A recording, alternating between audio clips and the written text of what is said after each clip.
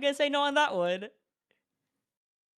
No, 2018 Florida Mayhem implies it'll get better at some point. It won't. It might historically, it might take like 40, 50 years, but it might. It may. Slight gradual improvement. It's not like I'm not used to it. My fucking family, my dad and my brother are fucking Cleveland Browns fans. It's not like I'm used to teams sucking ass. Yeah, my dad is a Browns fan. It's not been a good existence for him. Wait. You live in fucking Ohio. How are you not a fan of one of the Ohio teams? If I have been, listen, because when I got into football, I told the story about how I decided to be a Patriots fan. Because I was not into football whatsoever. Watched the game once, and it said, and then good old 6-year-old Hunter looked at the TV, pointed, and said, I like that team. They look cool. Not realizing I picked a dynasty to follow, and now we're here, where they're shit. Fucking dumb. But I think we're too gay for this conversation. What do you mean? It's football. It's people touching balls all the time. I really hope the recording started. Like, I really hope. It definitely is. It's 6 o'clock. It's definitely started. A minute and a half ago. I knew it. Anything else you want to say about balls, Hunter? Yeah. Just watched about 3 hours of men touching them. Men touching balls. What's new? Where's that fucking... My average Saturday. Where's that fucking, like, meme, like, video where it's like, men will die, bleed, give birth to their children on the field. This ain't no pansy ass soccer. This is football. Pansy ass soccer.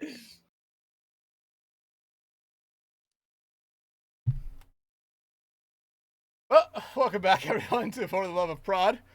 I imagine that's going to be maybe the last we talk about football or any sport in general outside of esports tonight. But as always, I'm joined by... I forgot I fucking changed your name! Oh! That's so crazy. I love it here. You didn't change anybody else's, but you did change mine. I changed Mott's. I appreciate you. Oh shit, the can's going through.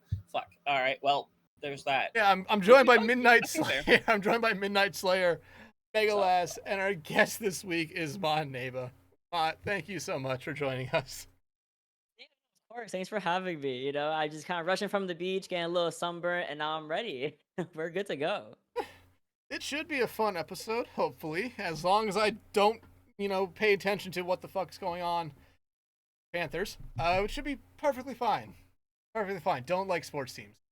Never like sports. All they do is bring you pain. I'm a Giants fan. I know exactly. It's just years of disappointment on disappointment and disappointment. You've won 2 Super Bowls in the last 20 years. I wasn't alive for them. Like, that doesn't count. That, barely counts. That barely counts. I wasn't conscious. Mott, how old are you? Mott, how old are you? I'm 23. I wasn't conscious enough. I was not conscious enough. They won the Super Bowl in 2011! I was not conscious. I was like... It was literally not that long ago. 9. It was it was like, what? Was it 2009, was it? 9, I don't know. 9, 11? I don't fucking know. Nope, there was a recession happening. I don't know what you're talking about. I was not conscious. Can we quickly acknowledge how, despite having nothing to do with 9/11, Dex figured out a way to say 9/11 in there? What the fuck? It's been a very crazy past couple of days. I've talked about this before. My brother's a Giants fan because my uncle is a Giants fan, and growing up having to hear that disappointment year after year was certainly something. It's just, if you ask one of my friends who is a New York Jets fan and just a New York fan in general, being a New York sports fan is just about being in misery. That's it. Yeah. The Yankees were all right last year. They chilled. They were chill. That was all like we had though.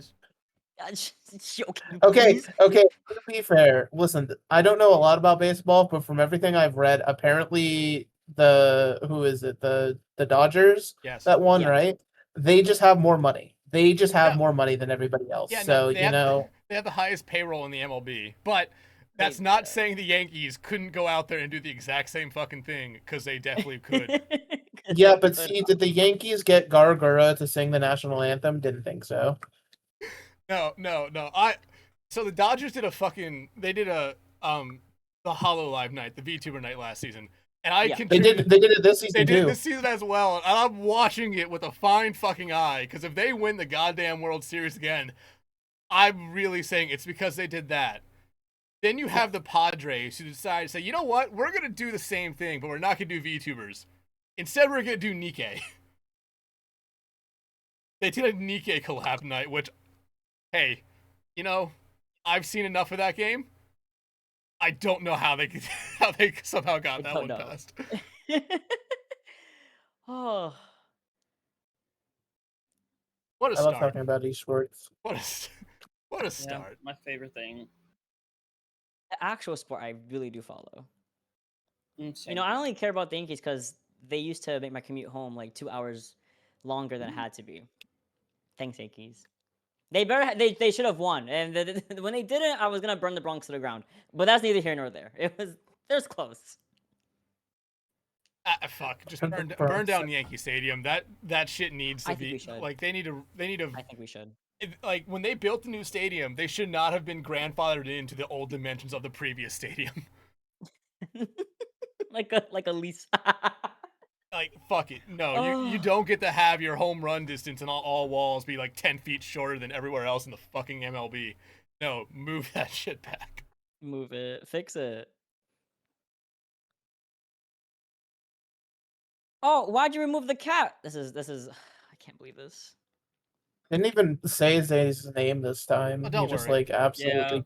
Just Don't worry, the she's cat. already eyeing jumping back. Yeah, Zayu's He's the so fourth fast. host of the podcast. As she should be. Look, all Of my shirts. course.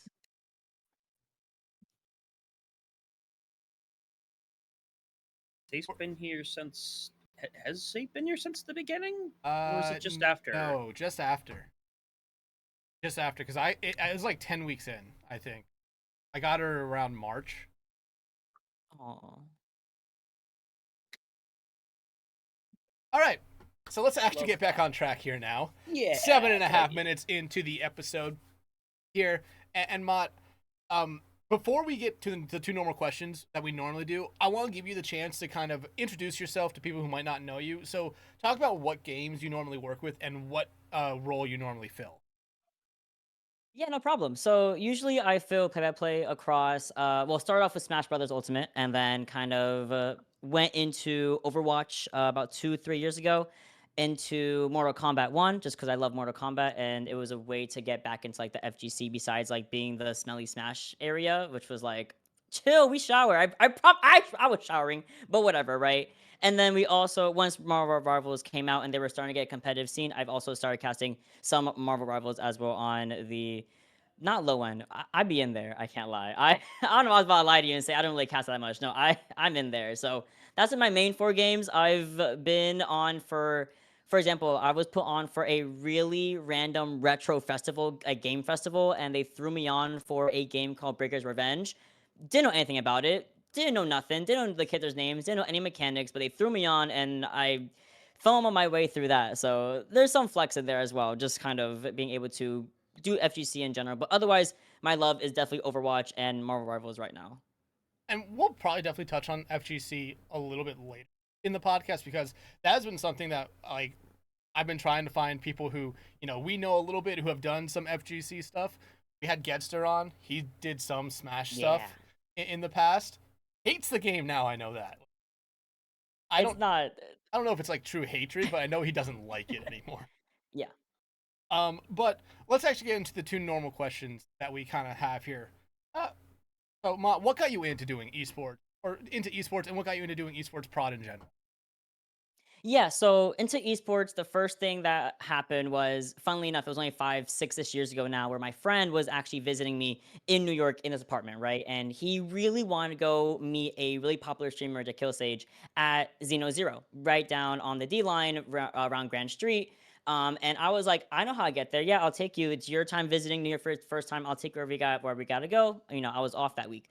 And I walk into this basically a card venue that sold like Yu cards and Magic Gathering and Pokemon cards and stuff like that. And in the back were these monitors all set up, playing Smash Brothers, playing Tekken, playing all sorts of fighting games, and just people in there. And then there were tables set out for people playing Yu-Gi-Oh with each other, right? And he went away to go say hi to the streamer that happened to be at Xeno0. Shout outs, it's gone now, but really was a beautiful place.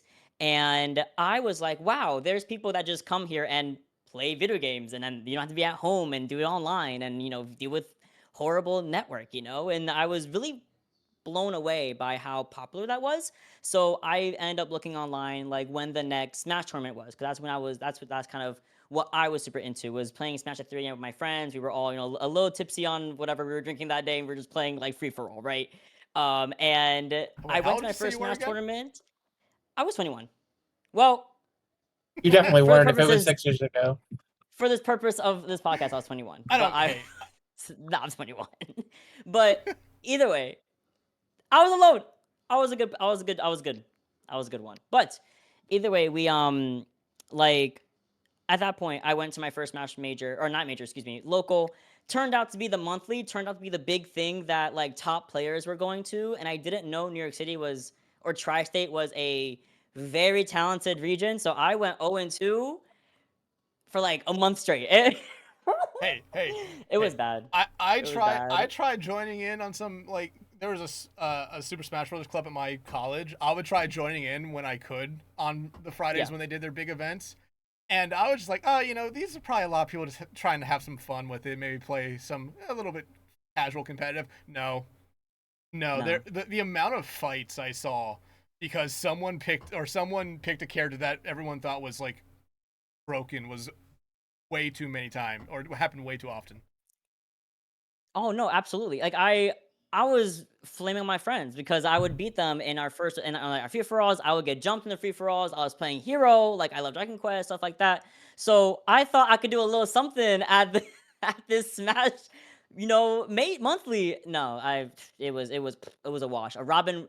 I was taken out first in my winners round by a Kirby, and then my friend, who is not my friend now, who is still my friend, was a Robin player. And I was like, I don't know what I'm doing here. What do I do? And then to follow up on your subsequent question about production in esports, I went 0-2 so many times, and I was kind of getting over it. I was like, okay, I made some good friends, but I see these people in the back doing commentary. I'm like, oh, what's all that going on? What's that back there? My good friend was like, hey, I can get you. Like, we can probably ask the tournament organizer if she'd be cool with you going back there and commentating. And then pretty much from that day on, I went on that night, was completely scared of what I was saying and what to do and how to like commentate Smash. And they said, yeah, come back. And I was like, oh, wow, that's incredible. I don't know why you want me back. And then from then on, that's kind of spiraled into where I am kind of now, I guess. Like still doing commentary online, offline, at big events, at small events, for volunteer, for pay, for charity. Kind of everything under the sun that gets thrown my way, I'll just take. Yeah, but like I can completely understand like being nervous the first time you go to cast, especially at something like that where it's in person and it's also being broadcast probably to a decent amount of people, because I know this, like you said, you didn't necessarily know the Tri-State area was huge or really talented. Just being on the outside of the FGC, it's insane to see like, well, one, it's a huge area, a lot of people.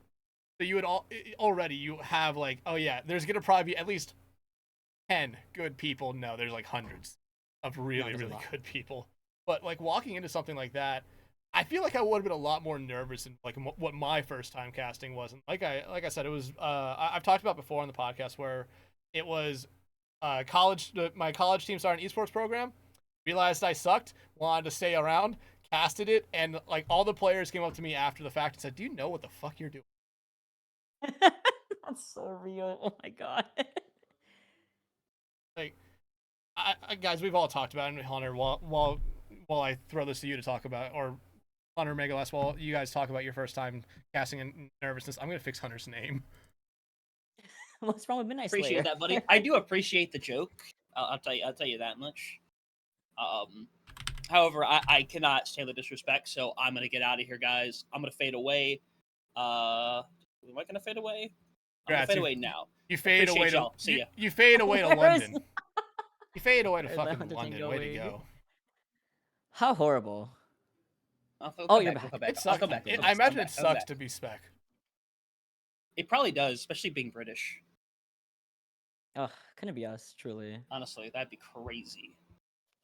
Yeah, but like, yeah, like, like your first time casting, like, did you walk into it or did you go into it like kind of feeling nervous about it at all, just because you didn't necessarily know what to really expect from either the people watching or yourself? I mean, for me personally, like I hate to be the one who's like no Omegalol, but like yeah, like my background is just much different because I have like the years of theater and stuff like that, right? Like I don't get afraid or nervous in those situations where I know I'm gonna be like on camera talking about in front of a bunch of people. Like I'm very normally able to sort of chill and compose. Don't get me wrong, I was absolutely like, I was sitting here wondering to myself, I was just like, am I gonna be able to actually cast anything worthwhile here? Because, I'm still new to the game at this point. I think I'm like literally silver gold elo. Like, what commentary could I offer that is going to be valuable or insightful here? But I mean, hey, listen, sometimes you just yap and sometimes it works out. Like, it is legit just that kind of situation where I was someone who I hated being in front of the camera. I studied video production stuff, literally the stuff that other people are doing. Our production people and observers. You're That's doing stuff it. that I like learned a lot about, and it's not something I pursued. At the time, I wanted to do it. I hated being in front of the camera. We had a thing where we had to do the news when we were the seniors, every single day, 5 days a week, the whole year. And I was on Oz Talent once, and only because I was required to do every position once. I directed like half of them, but I only did it once because I had to be in front of the camera. And then I went down Dex's path for a while, a bit of a more prolonged path of like, I'm not great at the game, but for a while I was like, oh, I'm okay at this. Let's see how far I can push it. I hit the proverbial wall, and I'm like, all right, this is where we stop taking it seriously. We back up. And then the league that I was a part of at the time, everything like blew up at the last minute, and they had nothing to do for their grand finals. I'm like, all right, I'll go ahead and put it on. So I put together the world's shittiest package in about 10 minutes, put on a production that went at about 20 frames per second, casted for the very first time with some other random dude that was like, yeah, I'll help you out, man. And we casted a three game or a 3-map game that ended up ending in a C9. It is the most iconic first cast I know about personally, because it could not have been any more wonky than that. So from that point on, nothing is strange to me anymore. I have no reason to be nervous in front of anything, because that is the worst that it has possibly gotten, and I cannot see it getting worse than that. Buddy. I think he won. I Never say it could get worse.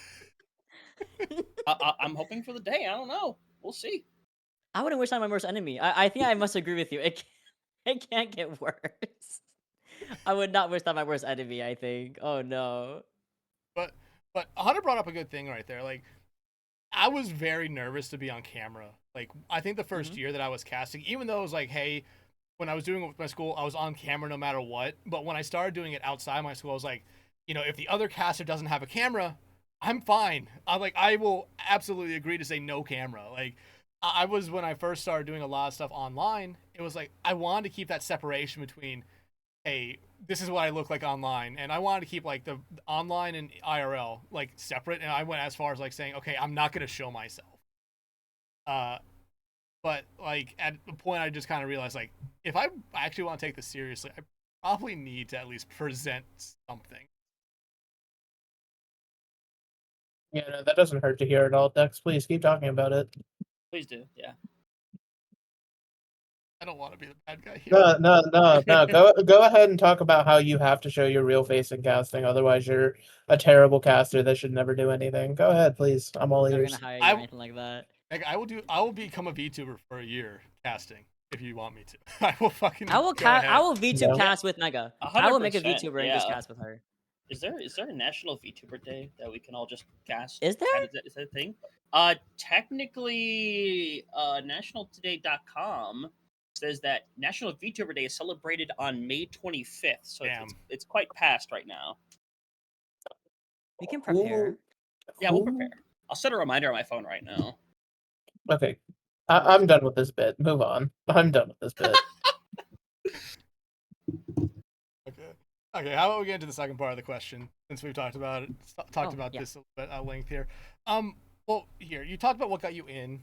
We talked about nervous stuff after that. What keeps you coming back to it? You did kind of tell us already, like you do big events, you do small events. What kind of keeps you coming back to doing any to all these events that you do? It took me a while to realize the reason I love to cast so much. One, I just love to talk. I love talking and I love teaching. I think it's what I really figured out about myself, and it's because most of my work life, most of my school life, I was teaching.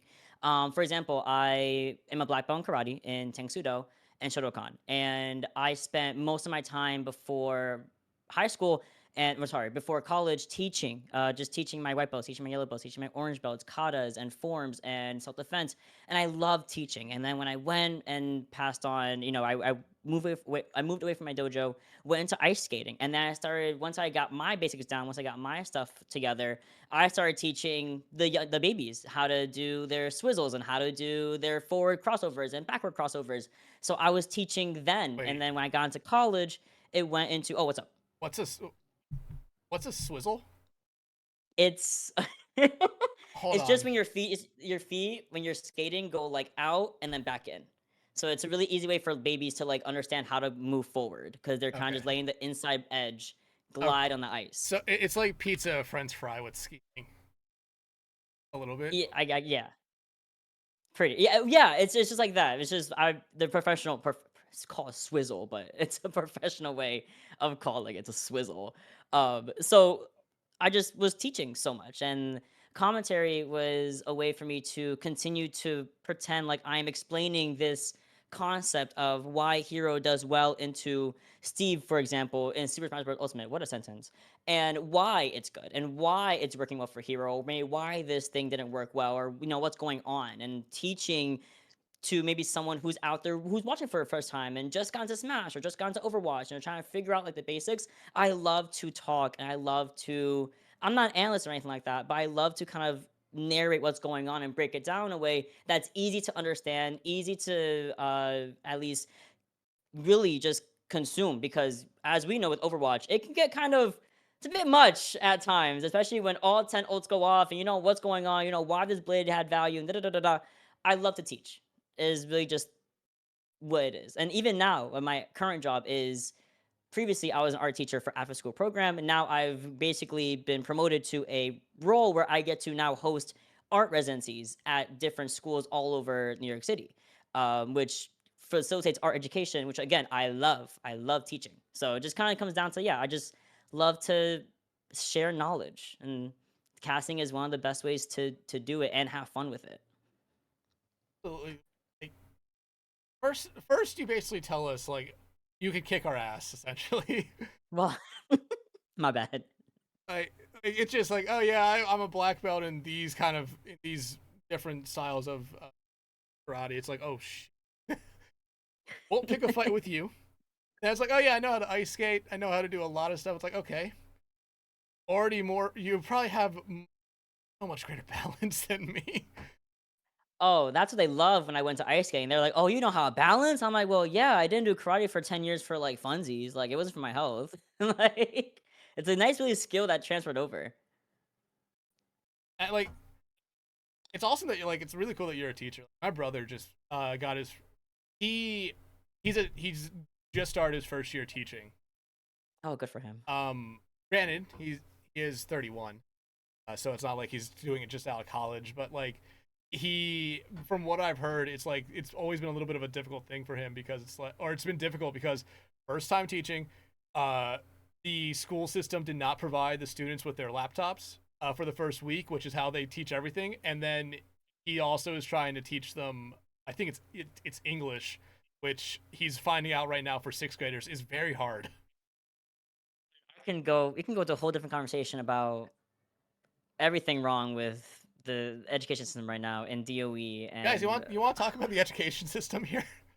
It is so bad. I had 8th graders that didn't know how to read. Like it's just at that point right now. But I was not an English teacher. I was just a humble art teacher teaching them about shapes and color theory. Last thing on teaching. I part of my scholarship in college is I had to go to after school programs, and they were supposed to be like, oh yeah, you're going to teach kids how to read. I got thrown with 6th graders. They don't teach PEMDAS anymore, which really No. like I was really fucking flabbergasted with like why like what how do you guys do it? They said, oh yeah, we just go left to right. I'm like, I hate all this. Why the fuck did we get rid of PEMDAS?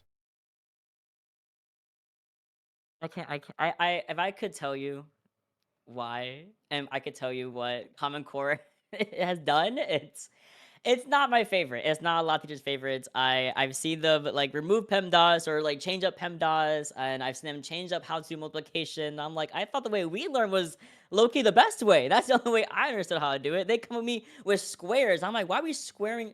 Why are we making squares for multiplication? First of all, we're introducing geometry in this. I'm confused. Don't ask me about no math, please. Art behind me. Don't ask me about any math, please. No, hey, they're teaching them squares. Next, they're gonna be adding letters, and they won't know how to do shit. Okay, let's get back onto the topic of esports here. I mean, while I want to talk about FGCs, like I already said, we'll talk about that a little bit later. Let's actually talk a little bit about the other games you do, whether it be Overwatch. Why am I forgetting Rivals' name? Rivals, at the moment. Like, I think right now those two games are in a really good spot. Like, surprisingly good. And you're really starting to see a little bit more stuff for Rivals really pop off, and I'm glad it is, because like a lot of people are talking about it. Or there were people like that we would talk to a pretty decent amount here that were saying like, yeah, Rivals after the first stage might not necessarily exist. I'm happy it still exists, but like, what has been your experience with Rivals so far? I would say overwhelmingly positive. It does really help that a lot of old Overwatch League pros and OWCS pros have kind of transitioned over to Rivals. So it's really easy to say, like, I see, for example, Hydron. I'm like, oh, well, I know that guy because that guy played in Overwatch. So there was just kind of that familiarity with a lot of players, especially beginning the competitive side of Marvel Rivals before Ignite, really during like MRC and even like Rivals, fight nights that were happening as well. And just kind of keeping up with that. And honestly, I really do think that they can definitely coexist, Marvel Rivals and Overwatch, and they clearly are. And I wouldn't say either one is in a worse or better spot. I think they're both kind of in that nice zone where there's definitely fans of Marvel Rivals Ignite and people who are tuning into all the podcasts and the co-streams and the live stream itself. And of course, as we know, there are people tuning in to OWCS. Like right now, it's happening, and I know like it has to have at least 15,000, 20,000 viewers on it as we speak, So it's been arguably just kind of transitioning in has been really easy. The foundation is already there from knowing how to commentate team first person shooters, objective based games, and just kind of having the same roles as like tank support and DPS. It was really easy to just go from one thing to another, just learning different moves and different characters and like what their archetype is. And of course, the maps are very, very much cut and copy of each other. There's basically control hybrid and escort. Wow, beautiful. There, So again, I think it's been a really easy time to transition into Rivals. The prod crews have again, arguably been very similar to the ones that already do Overwatch. They know how to press F1 through F8. They know how to do a cast. They know how to do a production for it. They know how to like get their overlays. So it's again super simple, or was super simple from the jump. Just to go from, well, you're doing a Marvel's cast on Saturday. I'm free that day. I can cast for a couple hours. The only thing I think is one of the more different things is just how long a Rivals cast goes for, because their games go on for extremely long times. The ban phase are like 3 times longer than our new, ban phase for Overwatch. The fights go on super long. There's not really much neutral, there's not much in between time. Fights kind of just go one into another, which I wish was a little bit different, but it comes with time. I feel like the meta will evolve. The tempo will change as it continues to eventually get as much time as Overwatch and beyond. Yeah, my one fear with Rivals, and I've said on the podcast on this podcast before, it's not the fact that like I can see it slowing down. It's my fear is at some point there's gonna be an oversaturation of new characters coming in, Yes. that at some point you're gonna have like 5-6 new heroes in a row that don't get played professionally just because they won't be meta or they're so similar to someone else that it won't necessarily matter. But I mean, Hunter, you've done a little bit of Rivals. Mega, I know you've done a little bit of Rivals. You're playing on a college team as well. I mean, like, I'm probably the only person. I was gonna say I got snubbed from my college team because of shit, but sure, just say I'm playing. Go ahead. But like, I mean, everyone here basically outside of me has done something with Rivals. I mean, seeing what happened after stage 1 or their first big event, and how like I'm still seeing like CB, someone we've had on the podcast before, she's actively following. Basically, I don't know if it's the tier 2 scene or the tier 1. I don't necessarily know what it is because I'm not following it that much, but she's actively keeping up with it, and it's like, holy shit, there's so many games going on. Like, do you guys look at that as like, or yeah, all three of you guys, do you guys look at that as like a good thing, like saying like, maybe I could hop in and do something here, try to follow it, or there's going to be these other smaller leagues like we have with CGL, Frank, SPCS, EPL, like with those leagues where there's going to be opportunities for casters of all levels. I mean, that's what's kind of going to be in the situation now that it is big enough to where it has a full-on tier 2 scene, and from that point, tier 3 and grassroots and all that, that's what it's going to come into. Just like most casters who, whether they're unexperienced with the game or just unexperienced as casters as general, they will find like tier 3 and grassroots stuff that's where you will learn from. It's gonna be rare, obviously, to simply go in and start doing like Ignite right away. But there were those that obviously were talented enough and were good enough to be able to go and learn the game extremely quickly and already knew esports at a very high level, and that definitely helps out. So I'm excited to do it. I've done like a few things for it now. Hopefully get to do more, but I do have to find some of those grassroots leagues because I haven't really found any yet. I know they exist. We know they exist, but I simply cannot find them. I know they exist as well, but I also think like they themselves have their own like face it kind of system where you can just apply to watch a game and co-stream it, but I might be dead wrong about that. I just don't. Sure. Oh, like the co-streaming situation was kind of like weird. Like I got DM'd by somebody who said, "You want co-stream Ignite back in stage 1?" And I was like, "Oh my god, co-stream Ignite! I would love to do that." And then we got added to the Discord, and there's no other information. It's just here's the clean feed, go wild. And I was like, "Oh, okay."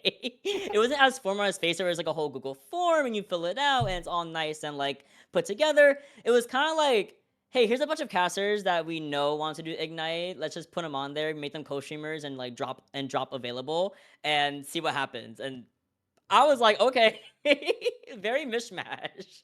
Oh, fun thing. The Google form was new this season. To face it, before. Oh, really? Yeah, before there's a channel in the Discord where you would actually go in and just like it was basically the form, but in Discord where you would put you would put in your face it, the game you want to do, and what level it was, and then you would hit send, and they would send like someone would send back right away like saying, "Okay, you're good."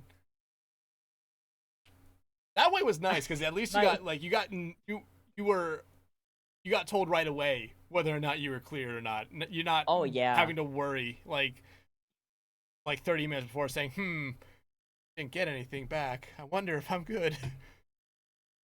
But Mega, you've done a little bit of stuff in Rivals as well. I mean, with probably more opportunities coming up here soon, like how do you necessarily look at that?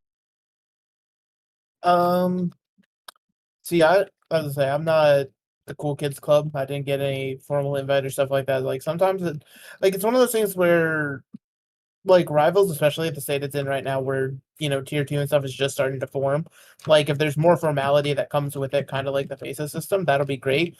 But you kind of just got to be doing it for the love of the game, almost like in I'm not encouraging illegal activities or anything like that, but like think of it like the old school style of co-streams we would get for Overwatch League, right? Where people would have to only show the timer and be like, all right, y'all have to sync up with me. I can't show any more of the screen or I'm getting shot, type deal. And you just sort of bootleg it without any official authorization. That's just sort of the name of the game sometimes, especially when the scene is still this new and clearly the team behind it, they're working to flush out these systems, but they just don't exist yet because they probably weren't expecting them.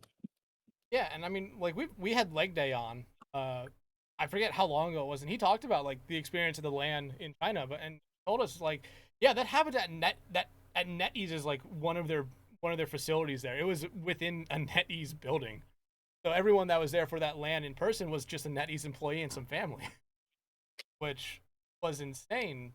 But like you have Leg Day, who's also I think back, casting. Is it called Ignite? Or what is the actual name of the pro league? Yeah, Marvel was Ignite. Ignite, yeah. Yeah, they confirmed that he's coming back, which again, congratulations to him. But like I talked about with Stevie, like she's actively following a lot of this. It'd be interesting to see, like she's always tweeting about it, and like there was a team that got announced, and it's like, oh yeah, if you're looking for all these old OWL or old OWCS players from stage 1 or stage 2 last year. It's like, yeah, they're playing Rivals now. Like, come watch them. Like, Iggy was one of them, I believe. Yeah, because it's in the Korean Rivals scene. I know what you're talking about now. That CB tweet. I don't remember the name of the team, but yeah. And I think the fact that you're starting like when Rivals was first starting to pop off, like it. I always kind of heard it didn't necessarily get like that big of a following in Korea because it had their like Overwatch was the main thing, and then there's Valorant and a couple other games. It's nice that you're starting to see that Korean scene for Rivals get big. I'm worried though for Overwatch because I feel like we're just gonna end up losing a lot of the good Overwatch players in Korea to Rivals. Well, from people that I've spoken to who are like more involved in the Korean scene and stuff like that, like don't get me wrong, there are teams like that one we just talked about where older Overwatch heads are like, hey, let me show up, I know what I can do type deal. But for a lot of people still in the Korean scene, like the game just isn't necessarily at that same competitive level that Overwatch is in terms of because again, Rivals just as a game is going to be a lot more relaxed about a lot of stuff, right? They openly said that several times in terms of like their balance philosophy and stuff. They don't want to hard ban everything, but so I don't know if like it's starting to come around in Korea, but I don't know if it's going to like become this bit like ever compete with Overwatch to the point where it's taking players actively. That's good, at least for next year, I'll say. I'll give it a year before you see like top tier Korean player for Overwatch say, you know what, I'm gonna go to Rivals. Yeah, just deuces and then fades away. Just shows back up in another one of the buildings there in South Korea just to play on the Rivals team.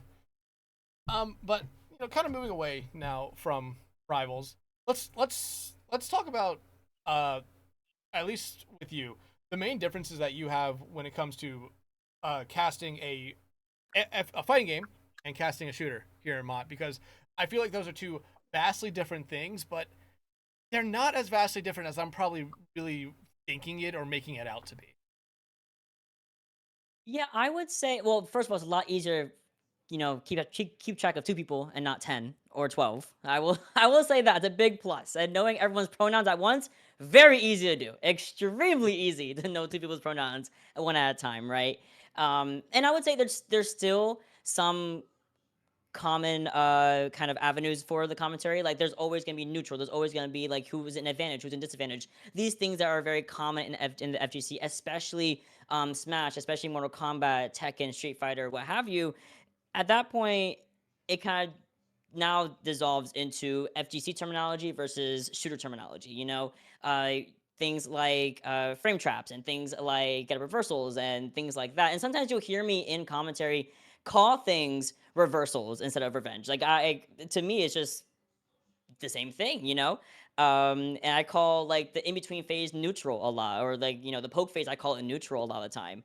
And it's the same idea, and I do think that there is definitely a way to move or at least transition your Overwatch or general shooter commentary towards something like Mortal Kombat or Tekken or Street Fighter, and it just comes down to, I think it's actually more important as a caster to play these fighting games like Mortal Kombat, Tekken, and what have you a little bit more often, more so than Overwatch, which is kind of crazy to say, but Overwatch is a little bit easier to look at what's the meta. You can kind of watch OWCS or any other high level tier 2, tier 3 team, or even tier 1, and then realize, okay, this is good, this is not good, what's working, what's not working. For FGC, it's a little more important to actually play the game and understand frame data, understand different terminology and common terminology, things like whiffing, things like even just air whiffing, or again, frame trapping, stuff like that. And otherwise, the vibe is still, I would argue that FGC is a little bit more lenient in just the kind of the vibe. A lot of our really big commentators in Mortal Kombat, like Tento, for example, very informative, very entertaining, but also very chill. You know, he will go up and scream about something that went kind of spaghetti on my screen, you know, and that's kind of just the vibe. For Overwatch commentary, we're a little bit more, I would say, more professional. I would say we like to dot our I's and cross our T's, and FGC is the same way, just very lax about it. And when they want to get loud, they get real loud, and when they want to be super analytical, they get extremely analytical, calling out like, I have casters, I have codes who call out frame numbers. I'm like, oh, that's like -5 on hit, and I'm like, we don't know numbers around here, but we're not doing numbers. It's either plus or minus based on my vibe. Numbers do So that's not kind of where I would exist. say. Exactly, numbers just don't exist. You're only negative if you're a bitch. That's really just like my mentality when it comes to the FGC. You're only negative if you're a bitch. Otherwise, everything is positive unless proven otherwise. I need to make that quotes channel. The fact that we don't have a coach channel at this point is honestly a crime. Fuck it, I'm just gonna change clips from Pod just into our quotes channel. The quote Oh. channel. If you're only negative, you're a bitch. Wait, It yeah, is true. we have 2 clips for Pod in existence right now, and that's what he's doing right now. There we go. Oh, God. What was we had? I know we had something with Yeti about father figures that we wanted to put in there. So, That's my something goat. about a bunch of people being fatherless, something like that. We Uh, could obviously find it. We have the little episode right here. I think it was the short that I put up. I think it was a part of that. I bet it is. Yeah. But like that's the wild thing. Like I think that's the biggest difference when it comes to casters for fighting games and casters for just shooters in general. That the pop off moments in like you can find similarities in pop off moments, but shooters are kind of more long drawn out pop off moments where they're like that. Fighting games, it's like okay, you can see them building up to it, and like you kind of talked about, where it was more of a thing of like. And sometimes they are just making sounds where you don't necessarily know what they're saying, but you can tell that the louder and more and less coherent they are, you know, like some wild shit is happening. If that happened on like an Overwatch cast, people would be saying, "Why the fuck is this caster here?" Listen, the best way to sum it up is fighting game casters sometimes sound like the Overwatch Japanese casters, which honestly, I'll say it that the Japanese casters are mogging everybody else in the scene. Absolutely. That shit's funny as fuck. That shit's funny as fuck. Also, like, everything they say is just so good. it is. They also are like the best dressed of anyone else in the scene. Oh, for sure. Like they come wear like it's not even the fact. I think they don't even wear like suits or anything. Like it might just be a normal polo, but then you have like 2 of them show up. Like, oh yeah, this dude's wearing a sport coat, and then under it he's wearing like some really really fucking cool shirt. I'm just like, yeah, I could never pull that off.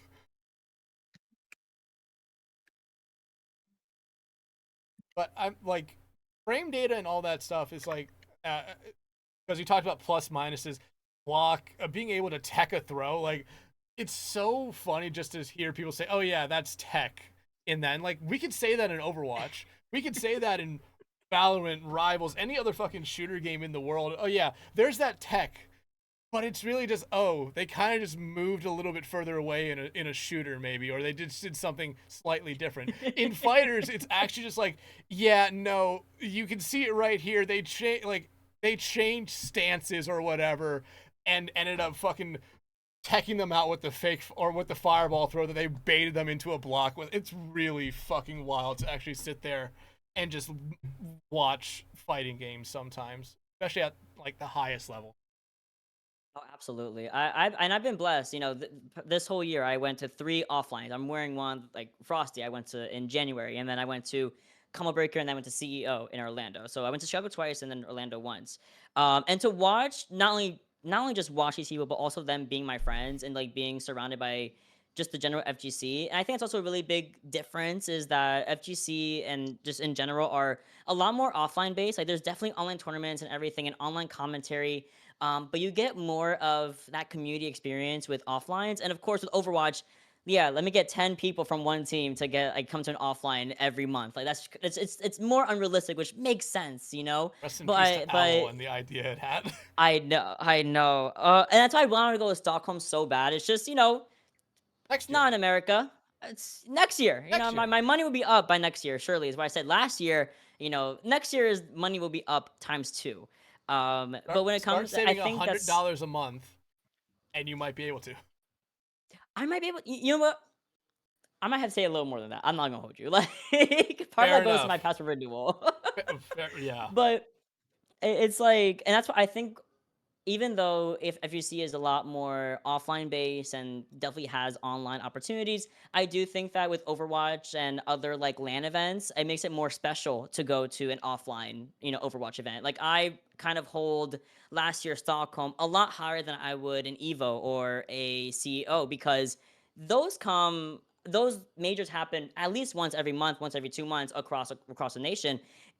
I can't go see these top 10 players, these top 10, teams duke it out on a live stage every single month. I can only see that maybe once, maybe twice a year, you know, at any of the dream hacks. So it's kind of that difference where I'm like, I wish there was more offlines, but the offlines that do happen are really special and I really want to go to them at some point. Yeah, and it's like going to Dallas and then Stockholm was really fun, but it's like you said, when you went to CEO and you went to Frosty and I'm forgetting the other one. You're good. But it's like you're going there and you're seeing these events, but it's like the event is really the second thing. You're going there to see all these people you know who are also going there, which is so fun. About like I met a lot of the CGL people, I met a lot of the BPL people, especially when I went to fucking Toronto. Like I met almost everyone from BPL other than Solomon. I don't think he was there, but I met knock on wood. No. I don't think I met Solomon when I went to Stockholm last year. If I did, I'm fucking like those events are just fun to go to, and like it's a thing where I hope like I can always meet everyone that I've ever worked at an event like that. But getting back to fighting games, I want to ask Mega and Hunter here: have you guys ever necessarily like had the itch to maybe like go and cast a fighting game, and it might not even need to be one that you've played at all? Have you ever wanted to go and cast an FG game? Yeah, I would say so. I mean, I've done like tournaments for like Smash Bros and like Lethal League and stuff like that. And it's always a lot of fun. I never really got into it too heavily because it felt like such a and I mean this in a nice way when I say that it's a weird thing to get into because it's so different from how we typically do things here. It feels like it's a whole different style, which in a good way, obviously. So I would love to do it. It would be more about me understanding the scene better because I can go in there and say, oh, yep, I can commentate on this match, but I could not tell you for the life of me. Do I not call it a down B? Do I not? What do I specifically call it? Because you can go in with the base understanding, but sometimes that's not enough. When some people are very, as Mott brought up earlier, very detailed oriented, frame by frame, know these things by heart, and I'm over here like, yeah, bro, just hit down and B at the same time. Fucking awesome. It's like the equivalent of saying, "What a nice back air." And that's the shining example in the Smash community and in Smash commentary is just what a back air, and that's the entire sentence, and that's it. You move on. That's funny as fuck. Me personally, I have a vendetta against Smash Bros. So I will can't never blame touch you. that shit. I cannot blame Hey, you. listen, it got me Twitch affiliate though. That's how I earned it back in the day. But Hey. I'm here to tell you the only fighting game I would ever pull up for, and it will never happen because this game does not have a scene in the slightest. JoJo's All-Star Battle R, I'll pull up. If you're hosting an You're event for good. that, if someone's That's not hosting an event for that, get me in there. I got that's you. not even a side event. Like Nah, that's literally like, listen, that's the only fighting game I will play. Like that's the shit I will sit 10 hours a day in. You know what I mean? So I just love the the last fighting game I had fun with was Arms, I think. I'm sorry, you can't talk about arms around me. I really get upset about Min, bro. That's just trauma. Okay. Quintel? It's just because she's annoying in Smash. That's literally the only reason. I'm so sorry. Fair enough. There is no actual reason besides she is a character. She is definitely the character of all time in is a Smash Bros. Ultimate for the She is- Switch. Hey, no, my favorite thing, especially with what happened with the Nintendo Direct, if we get a new Smash game, you're like the Smash community is gonna hate it, but you're not getting one. You're getting 2 new Fire Emblem characters. They can go fuck themselves.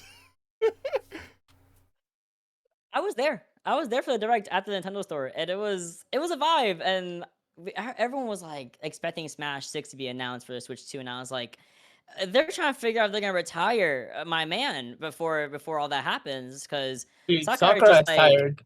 he's tired. He just wants to. Always He just wants to tired. work on Kirby. Let the man work on Kirby. He's Bro really tired. said, "Fuck y'all, I'm done. I'm going to make fucking Air Riders." And honestly, I love that for And him. good for him. And good for him. Every single Smash Direct, watching them come out, like you saw the bags on that man's eyes. He was tired. He was tired. And to be fair, like, listen, I'm not trying to say Smash players are greedy, but this is like my mini rant. I gotta go on it right now. Y'all gotta look at what y'all got for Smash Bros. Ultimate for half of a second and realize what the fuck he did for y'all, right? We talking people like Banjo Kazooie. Y'all never thought that was happening. He said, I got it in the back pocket, say less. He literally rewrote the entire game to put Steve from fucking Minecraft in the game, right? And Smash players have the fucking audacity to ask for more? Are you fucking kidding? If I'm Sakurai, I'm losing I'm going on a Homelander speech. I'm fucking losing it. Absolutely not. Fucking, you got me fucked up 8 ways to Sunday. I'm sat here handing y'all the world, and y'all asking why I'm not handing you the moon as well. Like, bitch, be for real. I'm gonna cry. I'm sorry. Listen, Smash players are so fucking greedy. They're so fucking greedy. You know what? The crazy part? Completely right. Like, completely right. There's there's nothing to refute because I agree 100%. And someone's gonna sit here and be like, but one more patch would have fixed the game. Don't care, bro. Bro, Let the man But I rest. want fucking Master Chief. Dude, what fucking direct? It was one of the fucking directs. He straight up was just like, "Hey, listen, y'all realize you played the game wrong because you turned off all the items and shit, right?" He like, he literally was like, "Y'all take a fucking party game far too seriously." He literally said that during. I want to say it was. I think it I was. want to say it was Sora. I want to say it was during Sora's reveal. It was either during I Sora's think it was reveal. Sora. It was either during Sora's reveal or when they announced the second the second DLC pass. Might have been One of the, it's one of the two. One of the two, but also in that entire rant I just went on, y'all got fucking Sora in the game. How the fuck he fought Disney lawyers and won for y'all, and y'all asked for fucking more. If I'm Sakurai, I'm saying eat shit and die, and I'm making Kirby until I retire.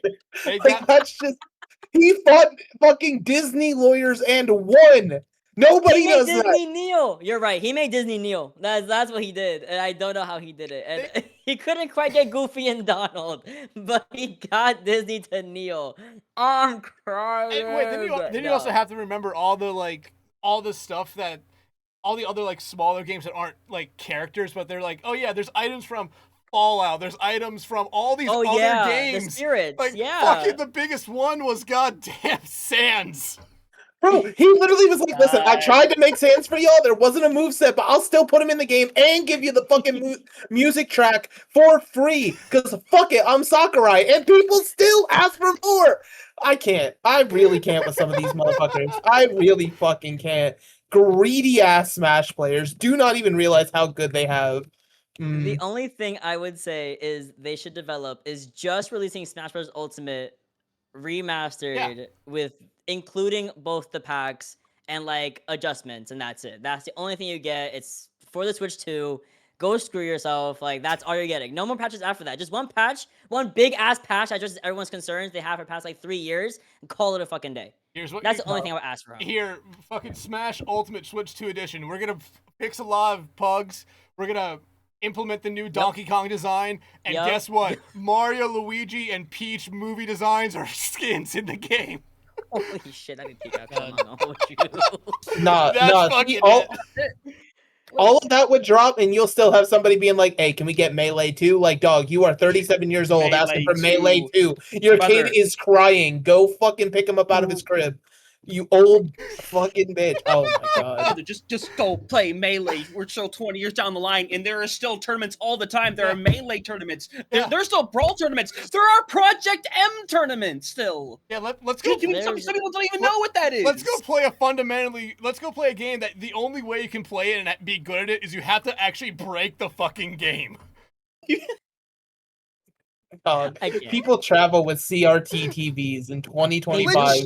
That's why I still own one. The fucking Smash community is the reason that I can go into a fucking Goodwill and find a CRT TV for $100 fucking. Hell yeah! They are the ones. It was actually their fault.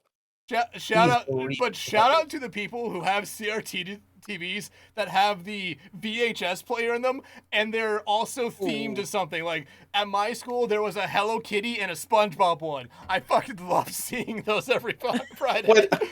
I was gonna say, when I pulled up the TwitchCon, all of the Smash that got played, because it was Melee that weekend, was on a Batman CRT, and I was just like, you know what, you got it. You fucking traveled to this shit, you got it. If it works, it works. You can't complain. Okay, but seriously, who's gonna be the next hero in Smash? I've been saying Cooking Mama for 2 years. Cooking Mama would be a fantastic addition to Smash Bros. Ultimate. Are you dead ass right now? That's all I gotta say. The Cooking Mama has been my choice for 2 years. What you got, Hunter? What you got? Who you want in the game? Got? I'll be real, because this was talked about back when Overwatch was higher in its peak. People were like, they're gonna put Tracer in the game. Is Tracer gonna be in Smash? Remember that conversation? I always thought it made more sense to be Doomfist. Doomfist died. Listen. I don't know. I'm trying to think of who would legit be the best Overwatch character to be in Smash. Listen, and you would think Tracer is the most like iconic character, but give me Winston. I would almost say Soldier. Winston? Soldier? Nah, wait. It's got to be a sword fighter. Get Genji in there. Genji in there? Wait, you might be the hooker, because the new they hero. would put Genji in there. Fucking Roadhog. Roadhog? Roadhog's down there is just what King DDD does. It just fucking belly flops. Listen, I'm going to be so real. I hope...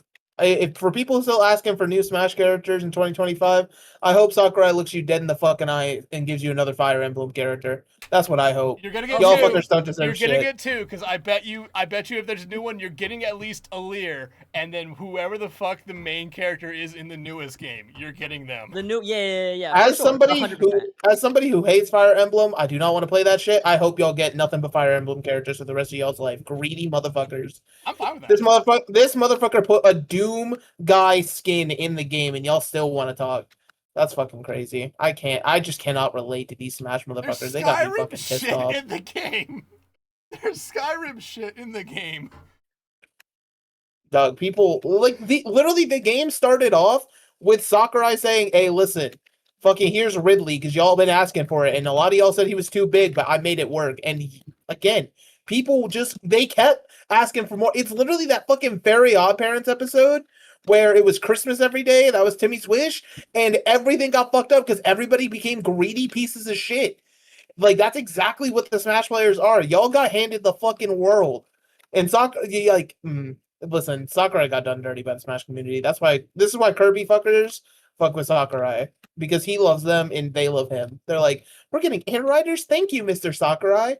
Like, let me do another kind of thing off of the Timmy Turner thing. Let's do that one episode of the Twilight Zone where the dude never lost, because they will start to hate it at some. Okay, you guys ready to move away from Smash? Or No. do we want to talk about other? I'm do we want ready. to talk about other fighting been games? ready. I think we've gotten our content. I think we've gotten our content. Content. I was speaking the truth. I was speaking my mind. No, It's content now. that's the truth though. Like Smash is It like is. people like being just a casual Smash fan is so good because I don't care who gets added in. I don't. I No, don't. it was I serious. don't care. I can go to my convention, play like 8-player ultimate lobbies, and just have a fun time. Go there. That's all I'll I care play about. Inkling. I'll play Corrin. That's it. On. All I right. haven't played Hero. That's all I cared about. See, That's all I cared about. like, Fucking- listen, I'm not gonna lie. Every single Nintendo Direct, when I see Dragon Quest, I'm like, who the fuck is this for? It's you. You're the fucking Me. person. It's just for me. And now I know that. Now I know that. Because listen, I'm not gonna It's lie. just Whenever for I watch me. Nintendo Directs, I see Dragon Quest. I'm like, I would normally get annoyed, Wait. but now I can't because I know it's for you. Wait, Mega. for me. Mod has the fuck is that the Dragon Quest symbol? He has it Well, it's tattooed. the Dragon Quest symbol, and then I have the luminary symbol on this side from 11, of course. Why- What do you okay. thought- You're talking that was to a a fucking diehard. game? You're talking to a diehard.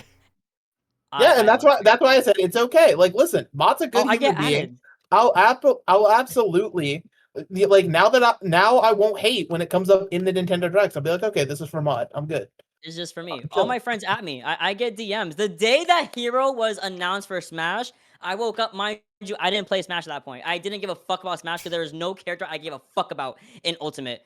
Until the morning of whenever the fuck he was released in June, I was bombarded on, at the time, Twitter DMs, Kick DMs, everywhere. Kick? Kick. Yeah. Kick. I love how you say random day in June. Fun fact, it was the last ever E3.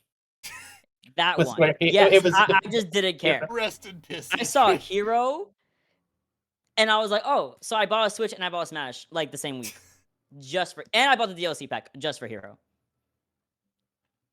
That's Hey, how, Hero that's got- how they reel you in. That's how Nintendo fucking gets you. They took $400 from me that weekend. I can't fault them, can I? Because they really did.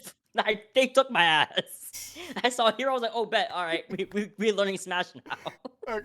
Okay. Let's actually move away. Let's actually move Yes. away from Smash. Let's actually get back into Yes. production here a little bit. I want to talk. Like, let's talk about let's talk about your online stuff, and then we'll go into being back in your offline stuff, your in-person events. Yeah. Online stuff a lot different, especially when it comes to both fighting games and you have to deal with normal lag issues, normal ping issues. Fighters, I feel like that's a little bit more of a problem, especially with every fighter now introducing rollback into their game. But shooters is a lot different because it's just mostly what's your ping. There's no rollback. There's no anything like that. So working on these working online events, what is like the biggest difference that you kind of see with that, depending on the two games? Just from the game standpoint, because honestly, from the game, I feel like it's not overly crazy different. Now, is it unfortunate if like one of my players is insanely lagging and the room is literally like a frame by frame presentation? Oh hell yeah! I've had that multiple times in Mortal Kombat where I'm like trying to commentate Melina versus let's say Johnny Cage, and Johnny Cage is moving at 1 frame a second, and I'm like, I don't know what's wrong with these people's ping, and sometimes that becomes like an EU versus NA problem, because again, it's like the ping can go up to 200, and you can feel it if you're a spectator in the lobby, and there's no easy way to fix it besides literally telling them get a fucking wire, bro. Like, I'll buy you a wire at that point, And same thing with Overwatch, as you guys know, it kind of comes down to players' individual latency issues, even spectators, if we're like not wired, could not be me or us personally, right? So it's more about like the synergy of my co. It's a lot easier to look. I am a looker. I love eye contact. I love to converse. I love to like look physically at my co-caster while I'm casting. It's probably one of my best and worst traits because I will be looking away from the game for at least like 2 seconds, and it's easier to kind of find a rhythm or a synergy with someone right next to me rather than it takes a couple of broadcasts or a couple of matches, I would say, with someone virtually through like online commentary. That's just kind of my biggest difference in online versus offline commentary, is just the synergy and how well we can sound together on the fly to an audience, and not like we're not, as if or not like we're crazy and we don't know what's going on, and kind of that, because you can feel the awkwardness between two casters that like are kind of not in the same room together. And you can kind of they never casted before. It's just easier to bounce off one another when you're like, "Oh, I'm looking at you, you're looking at me. We see the same game. I see you, you see me, the same presence.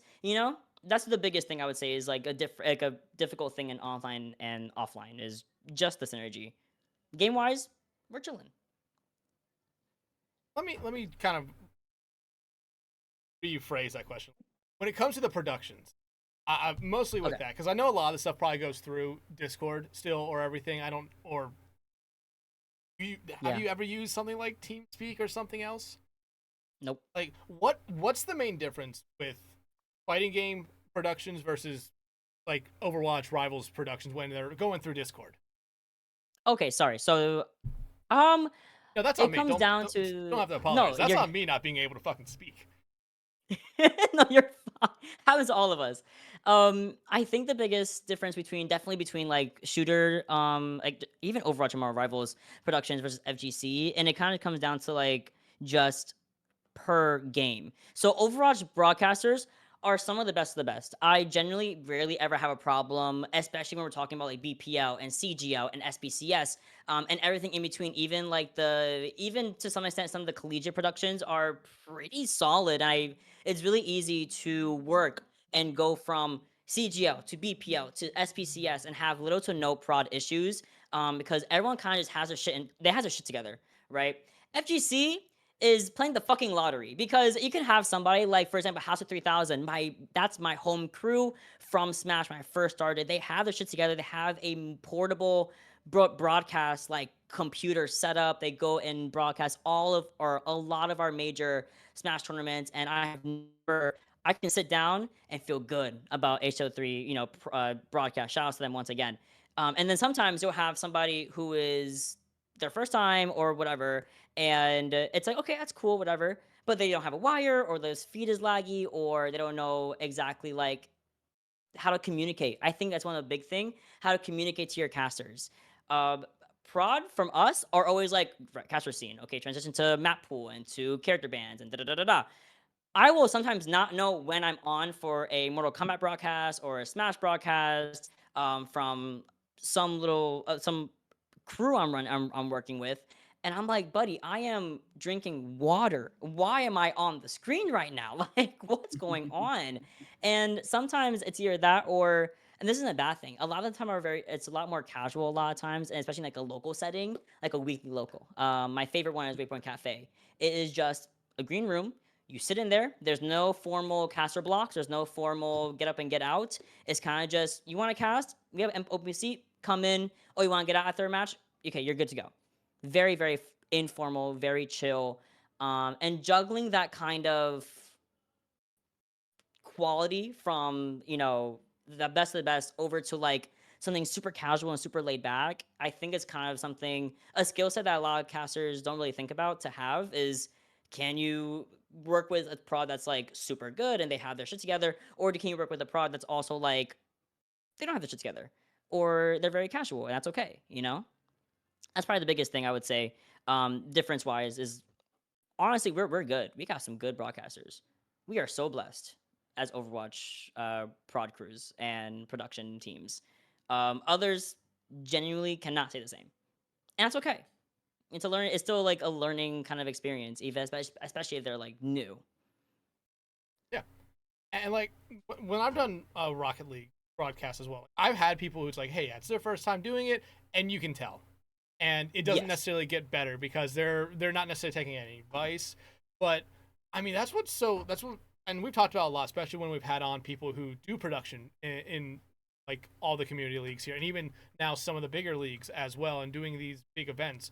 Like, they are always really with it. They're always willing to help people learn how to do it. Like, hell, right now, I think you can go into CGL almost any day, and when there's not a broadcast going on, you might see Hippie, you might see Headrammer actually like teaching people right now.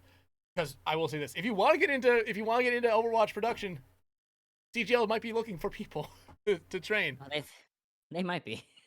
I see them in there right now. They are. They literally are in there right now. No, it's too early for a game, but they might be getting ready. But like, there's Overwatch has always been like, and that's been one of the best things. So many people that are just willing to help do either That part. production people. It's so good. Same thing with casters. There's always casters who are willing to actually like help out if you reach out to them. That is like Yes. like I had a talk with, I think it was like Headrammer and Echo last night, like saying like I would love to help people out, but it's like I'm not gonna go reaching out to them first because I don't want to interrupt anything with them. Like, I don't want to seem like I'm saying like, hey, you suck right now. I want to help you. Like I never want to seem like that. But like Mega Hunter, like with this as well, like especially with like the productions that we have, especially online, because most of our stuff has been online and will probably continue to be online. Like, have you guys ever had any of those experiences where it's been like, hey, the people there, them, but the production was just bad, or like just something along the lines of like you could tell something was rough? Yeah. I mean, people have their bad days. It's not always perfect, You just will have a scenario where you go in, it is a day where maybe it's just a simple situation. Hey, there's a storm about and our producer just isn't getting a great connection. It happens. It's something you just have to kind of deal with as a caster because you can obviously point out it's like, oh, we're having a few difficulties, but there's still actively a game going on. So you just gotta. There have been times where it'll have it freeze out for like 10 seconds, and all I heard was audio, and I'm like, I need to predict whatever the hell is happening with just audio. And if not, you just fill that space with something. Because to be fair, I don't know if it's on my end only or if it's everybody. So maybe I'm like, oh, I don't see what's going on right now. And then I go check live feed. It's like, oh, they can see everything. I just look stupid now, That was me last night with CGL, surprisingly, because the normal browser I normally use when I'm doing stuff with Hippie on vMix wouldn't pick up my microphone. So I had to go to another browser. It's like, yeah, it sounds like your microphone's in the mud. So I like started messing around with everything on my end. He's like, try another browser. So I tried the third browser on my computer. It worked out after that. I also think, Mega, was it me and you that was with Headrammer or Hippie when they did the first like broadcast with their new package, and like you could tell it was really rough? I don't. I remember there was the issues with SOAV observing. I think was that was it. Yeah. Which again, that it happens sometimes. Technical difficulties. That's the unfortunate reality of the online world. But like Hunter said, sometimes you just got to keep it pushing. But there's also some people who are just blissfully unaware, as I'm learning through doing a rivals program for my school. I've told this behind the scenes. I don't think we've mentioned it on podcast before, but for example, like they came to me with like, yeah, listen, we know esports stuff. Could you like help us put on a stream? I was like, absolutely. They're like, oh, don't worry, I already brought a package and everything. I was like, oh, cool. These people know their stuff. They bought like a $5 basic package for a regular streamer off of Etsy. And it's like, bless their hearts, they're trying. They just clearly don't know. I will say this: the package they bought would be just a nice basic package if you were a normal streamer.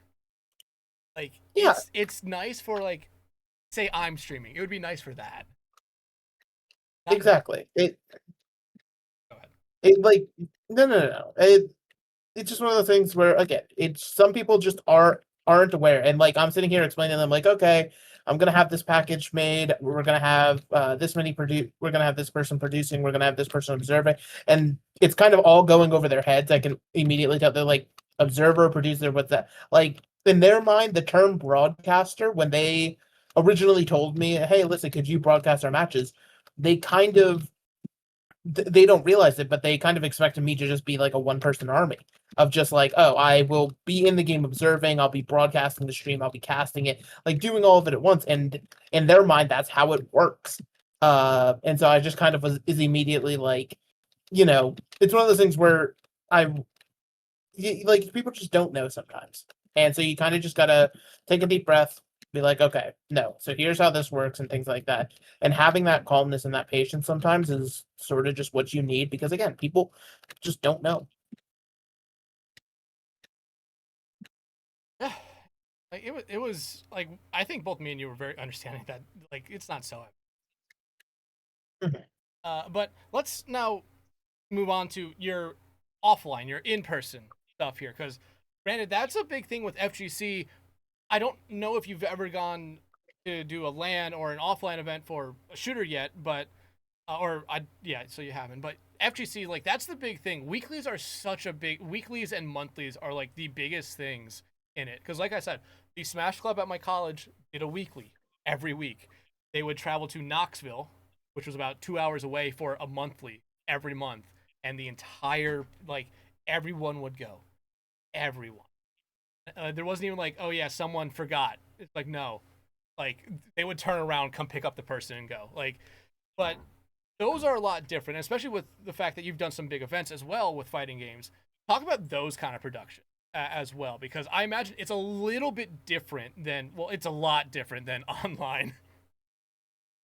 Yeah, no, for sure. The biggest ones I've really done were mostly for Smash, because Mortal Kombat I did just kind of get back into, and they have their roster for the year for the pro comp, and I can't really get myself in there. They're kind of pre-established, and that's completely fair as well. You know, having that pre-established roster for pretty much the entire year. So when it comes to Smash Brothers, and I mentioned them once already, HO3K, they did a lot of our regionals, our nationals, they ran their own monthlies and weeklies. Again, right at that same venue that my friend asked me to take him to that one time, almost 6 years ago, and it's just the familiarity. That's a really big thing I will say. I think is kind of a advantage I had, was that I was so familiar with my prod crew because they were my prod crew every Wednesday at 6 o'clock. I was there every Wednesday at 8 o'clock. I was there every once a week, or sorry, once a month on a Saturday between majors. I was there, and thankfully they just kind of traveled around the tri-state area. I hadn't really been able to, because my dog, who is 17 years old, I typically didn't travel outside of New York for any big events. I just couldn't. I was like, buddy, my dog needs to be walked twice a day. I gotta be home. So production wise for the offline events, it was pretty smooth, especially when I was working with House of 3000. They were very innovative. They were one of the first production crews to offer a blast zone, like a red zone, kind of like the NFL. They have 4 different Fucking- streams going on the at quad once. box. They had that. Yeah, they Awesome! pioneered it. So there's the quadcast sequence, which I think isn't really a thing and anywhere else except for Smash Brothers. It's called a blast zone because that's what it's called, the outside, the blast zone, and it's 4 separate matches happening all at once, and you as a caster through a tablet have the option, like a little tab like this big, and you get the option of choosing stream A, B, C, or D to cast. And you can stop at any point. The chat can also interact, and they could choose, like, all vote their points. Oh, we want to see stream C, and then it'll go into, like, let's say top 32, top 32, top 24 goes back into like your regular 1v1 mode, right? They innovated that. They were able to do ad reads. I can do ad reads by myself. I can click the ad, and they had information there, and I knew exactly how to do that. Again, great for reels. Great for showing people that we know how they do advertisements. So when it comes to that, I think, again, I was very lucky to work with a company or a production crew, a small one at that, 3 people, 4 people, that had all these innovations, were very tech smart, very tech savvy, coded their own things, coded their own codings. I don't know how I don't know how to say that. And traveled to a lot of our major events. And otherwise, like other prod crews I worked with specifically for like big offline Smash events, were very much in the same vein because they kind of all followed House, or they followed Collision, for example. And for good reason. They were both very, very good at what they did. They were really good at helping casters tell us in our ears, like, oh, when you're going in, when you're going out, what's the next map, or not map, you know what I mean, match, stuff like that. So with the offline experience, it was just, for me, a lot easier than I feel like a lot of other casters might have experienced, especially when you're starting off, like, for example, like starting off in the collegiate scene. Like, my college didn't have a Smash club because they were all nerdy artists, and we were more like, they didn't really do much gaming, unfortunately. But again, if you start from like your local college, it's a little bit different. The production's a little bit more scuffed, and that's okay. That's the charm of it, I think, is how scuffed like a college production is. But yeah, that's kind of like my 2 cents. I do ramble a lot, sorry, but that's kind of just how I feel about offline, my offline Smash events and how well they were because I was kind of just set up for success behind the scenes with working with House for so many years. Yeah, and like that's what I'll say. Like I've done 2 events now, and they were both run very differently. Because one was at the free play zone, a free play area at a DreamHack. So we were like there was one row of PCs dedicated to collegiate tournament. The next row over, Yeah. hey, those are free play. Anyone could walk in and boot up any game. So that was a chaotic thing. And then I did the Big South championships at Winthrop, and that was a little bit different. But that was also Winthrop's first time ever streaming anything. So it was a lot of like, hey, we've tested stuff out. We hope everything's gonna work. And it like there was no like overlap with production people, so it was like really fun to learn on the fly and try to help them out. But like there was a lot of scuff at DreamHack, a lot. But it wasn't mostly from Prod side, mostly from hey yeah, the screen died on this computer, the PC busted. Like yeah, that makes sense. These are just going to DreamHack all over the like they're flying back and forth, being transported back and forth. You expect that. I don't think anything went wrong really with the thing at. It was their first time, so they were being like very, very safe with. That's really nice though.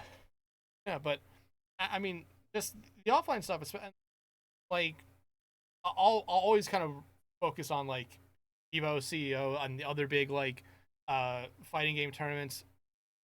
Big House, that thing still going on because I feel like that's like every other year it's like, oh yeah, we have to shut down Big House. It's like Big House is fucking back. I don't even remember because I haven't been super, keeping up with 4 communities at this point is like, okay, I'm definitely leaning towards more Overwatch and Marvel Rivals right now. So whenever there's a Smash Ultimate major happening, it's because my friends who do commentate the majors are like talking about it in our mutual server, and I'm like, oh shit, Collision was that last month? That's crazy. Like I completely forgot. But yeah, like they come and go. There's a big event that was in California, one of the only ones that was Wave Dash, and they had to like kind of go under for the year. Same thing with I think Apex had to like take a little break for a little bit. It's just, and I think that's just the overarching esports scene is just money comes in and out, especially with Smash. I don't want to like harp on Smash for too long, but very grassroots scene. Very much everything is out of pocket. I know. Not to put anyone's business out there, but I do know like Collision, for example, was a very expensive event, and it cost so much money for these tournament organizers, for the prod crews, for everybody to get involved in that kind of space, and things always go wrong. Like for example, there's an event called Defend the North, and every year something kind of happens, whether it's computers are not working or monitors are coming in broken from being shipped over. Maybe there's not enough like air circulation wherever we are, because sometimes backstage they kind of forget about us when it comes to like AC, and I'll be in there looking like I'm sweating. There's a picture of me from DTN like 2023. I'm sweating. I'm like glistening. It's it's horrible. And it's just that's kind of the things we work through for offlines. Is sometimes I'm sweating bullets talking about Pikachu versus Steve from Minecraft, man.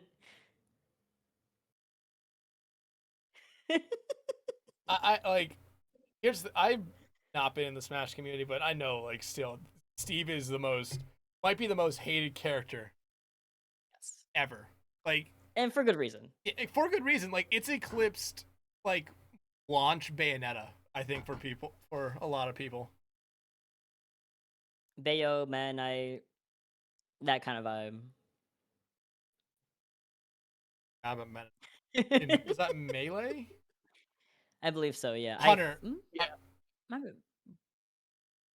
You're muted. He's like, oh fuck, I'm muted.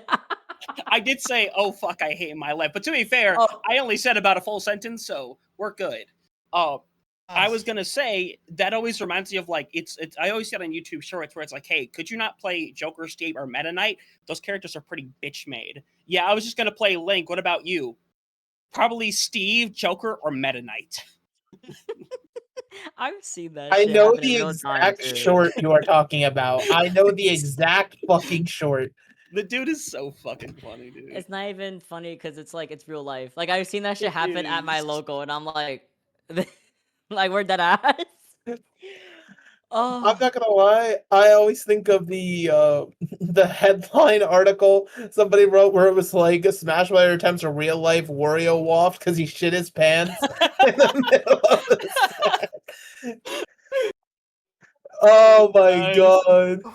no, there's no way. There's no way. I can't do it. I can't with my people. I will love Smash forever. You know, I haven't really been super involved this year. I went back for a couple of like their regionals. They asked me to commentate if it was in my area, but otherwise, like, I'm very come and go, touch and go when it comes to the Smash Bros. Ultimate. I kind of just see what my friends say because they're all very much love and are involved with the game.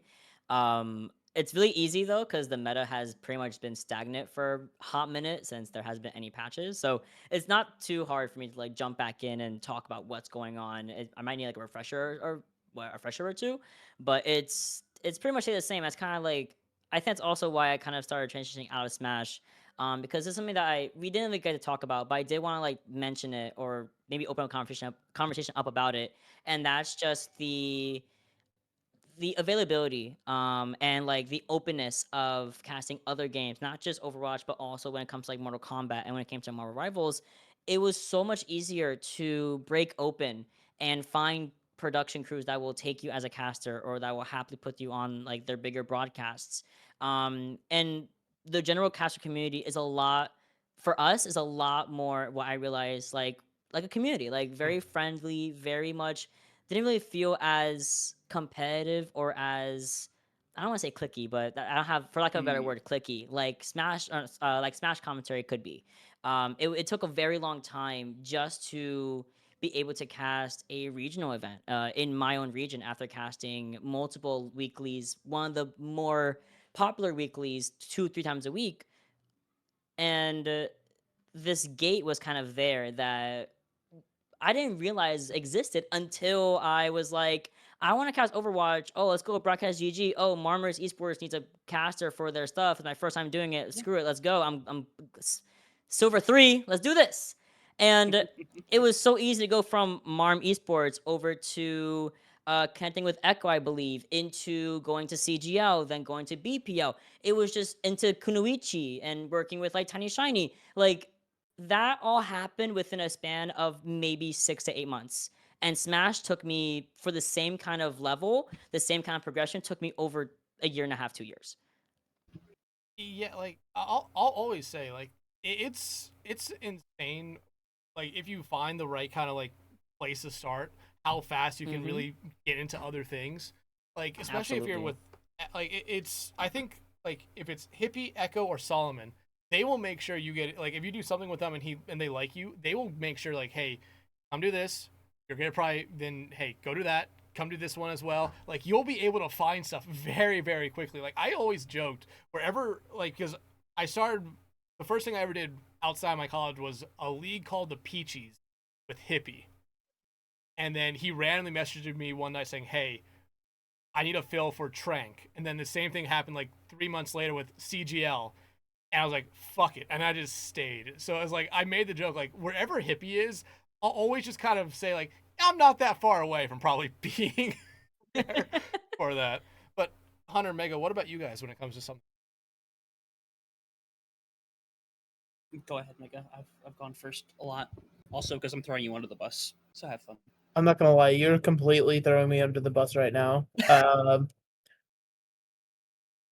don't know. I like Hunter. You got to take it because I truly like. I just don't have like that same kind of thing. Like I don't know. Connections is like it's one thing where like I'm gonna be so real. I like any and all of my connections have been purely by accident of just hey, we need somebody right here, right now, and I just happened to be the first person to type the message saying hi or some shit like that.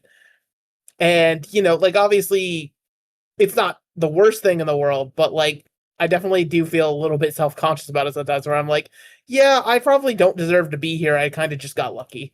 But, you know, that's its own thing that you sort of have to contend with. Yeah, I mean, mine is in the vein where, for the most part, it has been me reaching out to people before. Like, there are times where I would be reached out to, like, when Extinction did their Ice Age Invitational earlier this year, they reached out to me for that, and I was like, "Oh shit, you guys know who I am? That's awesome! All right, great."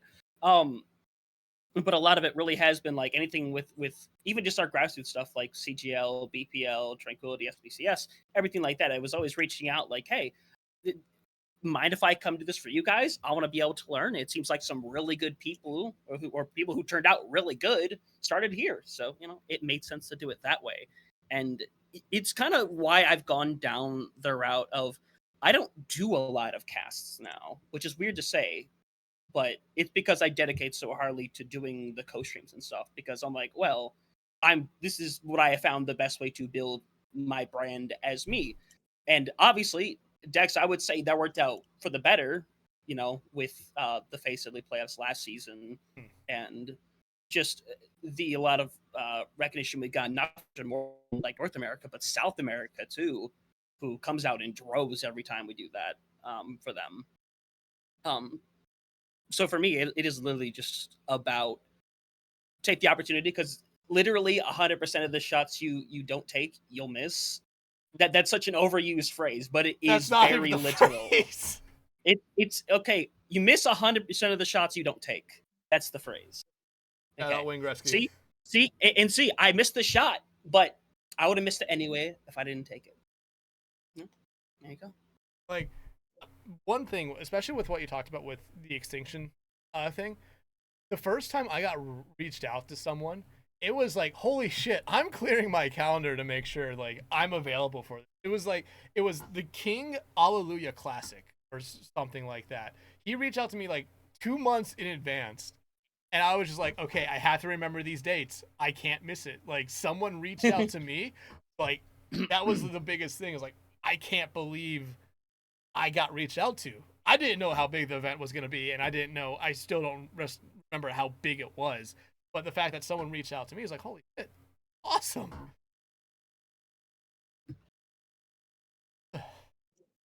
It's always a good feeling to be reached out to, be like, oh, hell yeah. But like, especially working, like, wanting to cast other, like, right now there's other games I want to cast. I really want to cast. I want to cast that game. Yeah, I've seen no opportunity. Like, that's the biggest thing. Like, you go on broadcast GG, not talk. And yeah, you see a lot of stuff. Surprisingly, you still see a lot of Overwatch. You see a lot of Valorant, League, the occasional R6. CS:GO is starting to make a good comeback there, or CS2, my bad, is starting to make a comeback in there, which is really nice.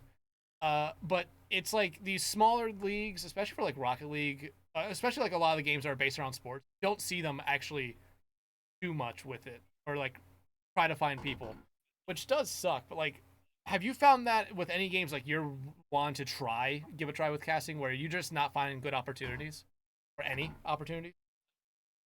Unfortunately, no. Like, when it comes to casting and when it comes to things I like, they tend to be pretty popular. Like, Mortal Kombat was maybe, funnily enough, the smallest of the 4 that I cast right now. Even Rivals, I think I find a good amount of opportunities, whether it's through like the same producers for Overwatch are doing a more Rivals tournament this weekend, or like there's a league that happens every month, or what have you.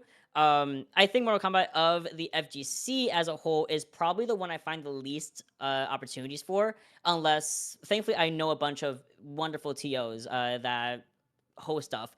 And then they've hosted at like the most absurd times in the day, and I'm like, okay, guys, I'm unfortunately am a working person. I can't attend some of these casting events. I'm sure we've all been there, where it's like, bro, this would be so cool if I literally didn't need a 9 to 5. Like, but I think in that sense, I can relate with Mortal Kombat the most.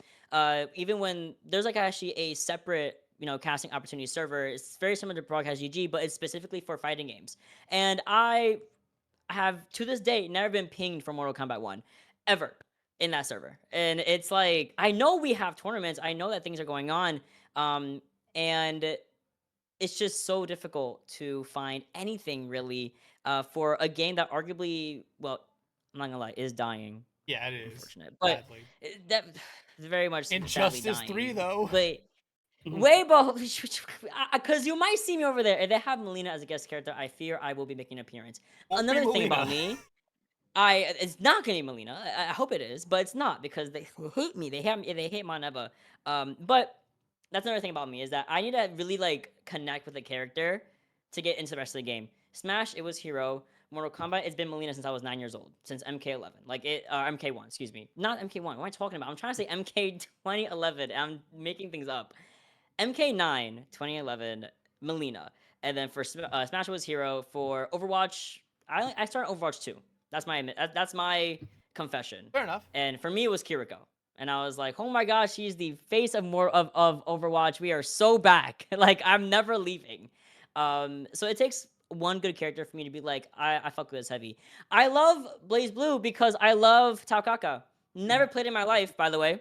Never have. I just see the character. I think she's a cool ass design, and I fuck with her heavy, and so I fuck with Blaze Blue, but I've never played it in my life, and I probably never will. Like, but to that extent, yeah. To answer your original question, it's just like if I can find a TO or I can find a prod crew that takes casters, besides like, because there are some prods for Mortal Kombat that just do the prod, the observing, aka hosting the room, and commentating themselves by themselves. You know, maybe a guest here or there if they want a guest, and I'm not going to intrude on that. That's their business, right? It's hard. And if I can find a TO that does regular tournaments, like for example, there's actually a collegiate fighting game, Yeah. esport going on, and I connect with Gio a lot about Mortal Kombat Collegiate, which is very crazy to even talk about collegiate like fighting games. Wow, like that's a concept. Especially if And you're I'm Kombat. like, no, like it's dead ass. It's like, so I'm like, hey Gio, like, hey buddy, like, when's the next collegiate season for Mortal Kombat? Like, so I just tag on to like a little lost puppy, and at that point, that's kind of where I find my availability for VODs to use for my reel or the middle of my reel. And even more so, there's like a Mortal Kombat offline I can go to, thankfully in Jersey, but it's like somewhat of a trek to get to. So Yeah. I used to have great offline experience, and now they moved it because the Helix venue closed down, and they had to move it from a 15-minute bus ride off the NJ Transit over like 2 hours deep in Jersey. And I'm like, oh, that's I'm not a car haver. We're not doing all that. I'm sorry. And it sucks. No, and I was just gonna say I have family in Jersey. Don't drive on the Jersey. Never drive on the Jersey Turnpike. Oh, you would never see me on the Jersey Turnpike. Don't worry about it. Or walking or anywhere near it because I'm just not. There's only 2 places I've ever felt not safe on a road. That was 95 going into, or whatever the highway is going into Atlanta. I think it's 16 going into Atlanta, and the New Jersey Turnpike. Those are basically just like, hey, welcome to a fucking battle royale. You're gonna see a fucking 18-wheeler cut off another 18-wheeler. It's hell. It's hell on earth. Like, you get it though. Yeah. Like, you get it. Hunter and Mega, do you guys have any questions for our guest here? We sure do, but I'm gonna save the better of the two for this. So that means we're starting with mine. If that wasn't obvious enough, Mott. Yeah. As our lovely host here, Dex, was fun enough to do earlier at the beginning of the podcast. Some of us have had quite a few gamer tags and usernames within our lives. Okay, Midnight Slayer was the first one I used when I was the ripe age of 11 years old, playing RuneScape for the very first time. And over time, it's changed, and now I have this right here. So that leads to the very simple question of the name Mottineva. Where does it come? Well, it comes from, it's German first, and I'll give you the backstory. I am not German whatsoever. I'm Dominican as hell. So what the fuck is that face, Hunter? The thumbnail, bro. What do you mean? I make thumbnails. So I'll give you the story, the quick little rundown. So my first Smash tournament, I couldn't go in as Christopher. Like, that's, yeah, no.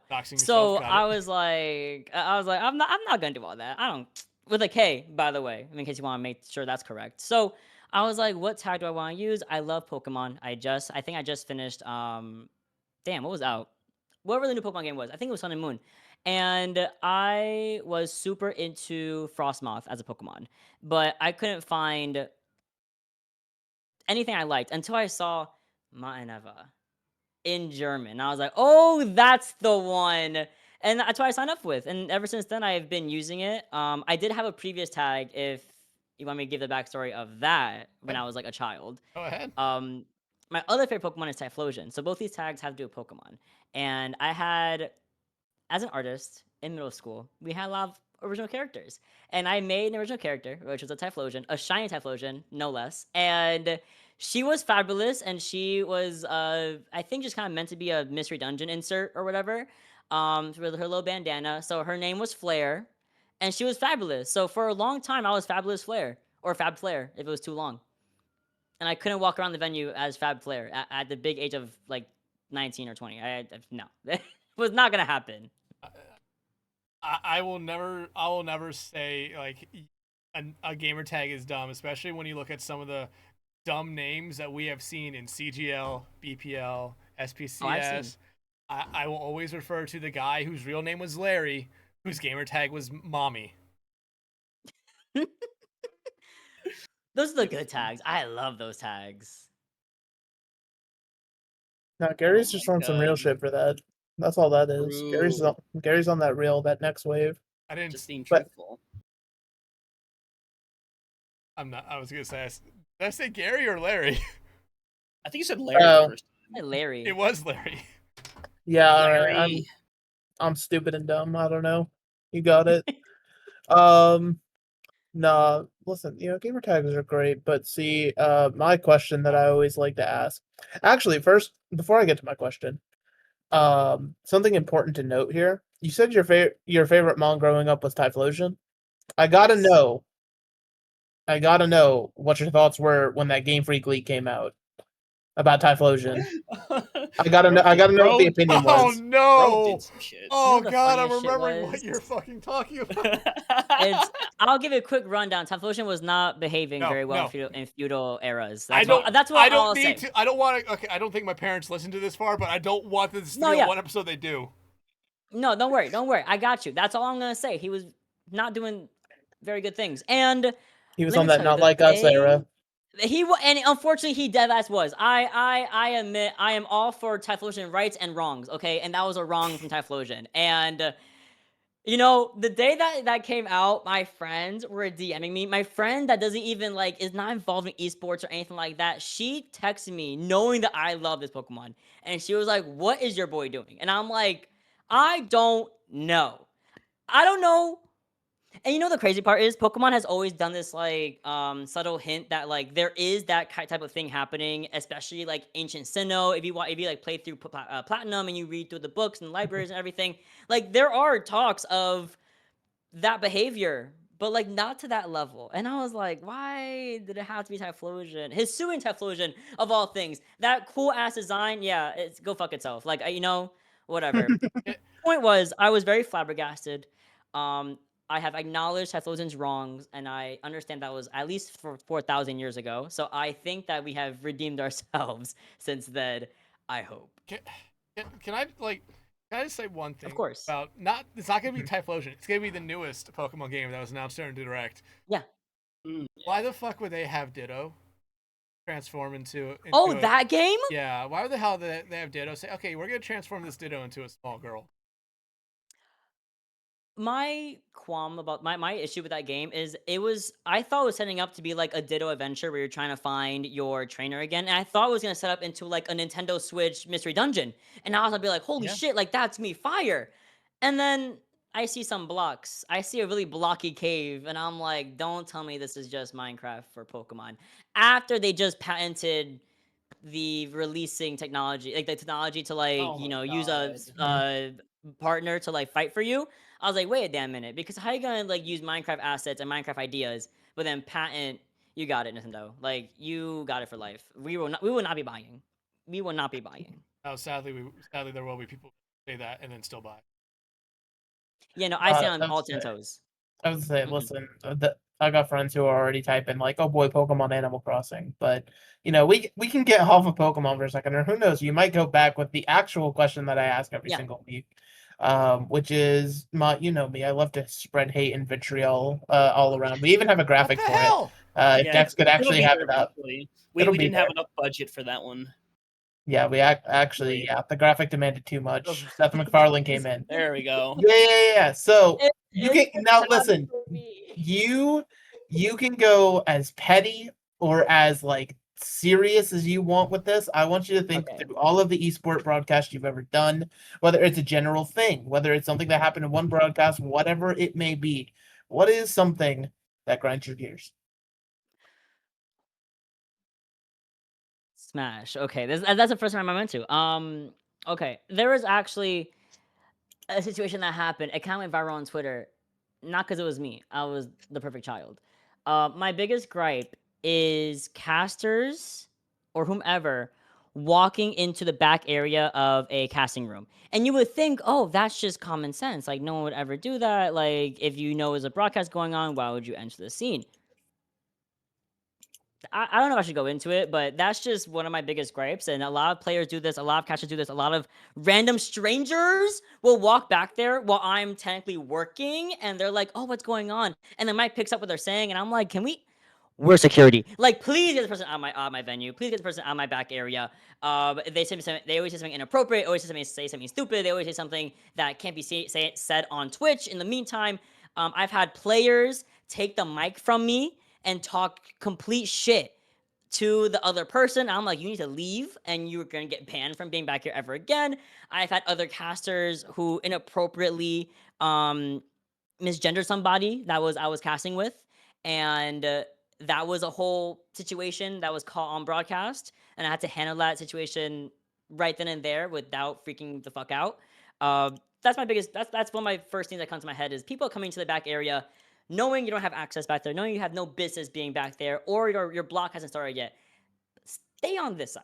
Go away. Just go away. Don't. My whole flow is ruined from that. That's the first thing I thought of. I'm sure there's a lot more, but I'm hot. Like, I'm getting hot. Like, I'm getting sweaty. Like, I would be need a right shower. there. If someone ever came and took the mic out of my hand or the headset off my head during a cast, I'm throwing hands. Like, I am punching them. Okay, so again, Smash community.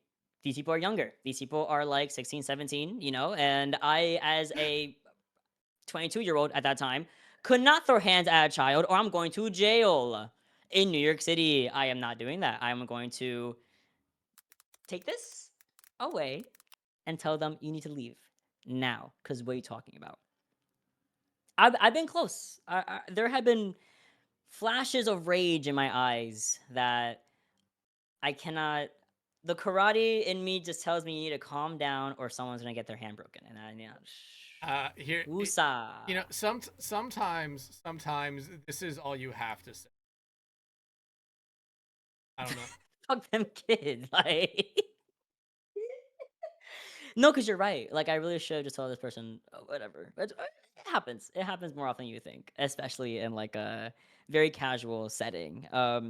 Still had fun though. I think it's funny to look back on. In the moment, it's something that really just grinds my gears, just makes my teeth shatter and everything. And it's just like, okay, buddy, we gotta go. We gotta go. The immaturity of it all. That would be a quick way to hurt them, really. Yeah, punch to the face. I agree wholeheartedly. I punch, maybe not punching, maybe like getting in their face and yelling at them. No, that's one fast motion versus wasting my energy. One fast motion is all I need. But I digress. Jail time is not for me. I actually like not being in jail. So, that's one thing I know about myself. Everyone has a record. Don't worry about it. Yeah, definitely. But yeah. Ooh.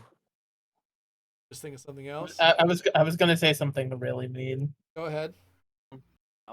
I was gonna say, speaking of records, I do have the tab still up. The Cardinals won 27-22. They almost came back. They almost did it. Yeah, I was gonna say Panthers were scoring in that fourth quarter. They were kind of going crazy. Here's the thing. Wow, look at that. I did not want to know about the fucking game. Mr. Yeti fucking direct messaged me on Twitter saying, hey, turn back on the fucking game. And then it's like, oh, no, I'm not gonna. Thank you for letting me know about the game, because the moment after that, they turned the ball the fuck over. Oh, I'm sorry. I mean, not a bad scoreline, though. Like, I'll take that over. Oh, we're getting wiped. Ooh. I know what grind. I know what grinds X's gears, and I think it's the Panthers right It's now. not. No.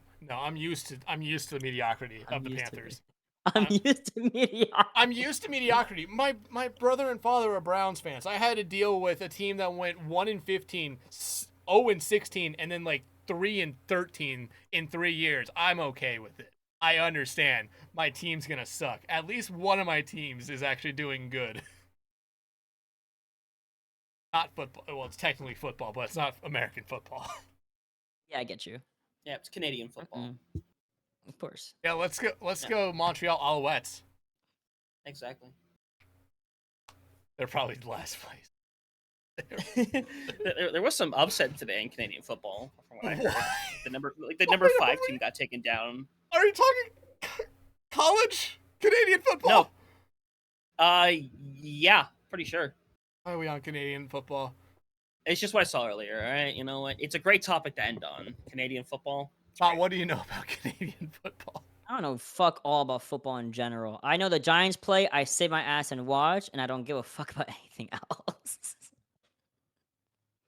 That's just how I am. I just want Jameis Winston to start for the Giants.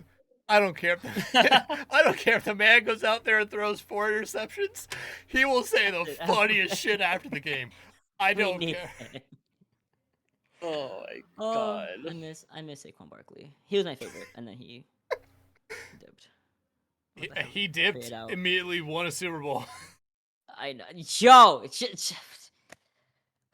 you know what? I feel good for him. I'm happy for him as a player, as a person.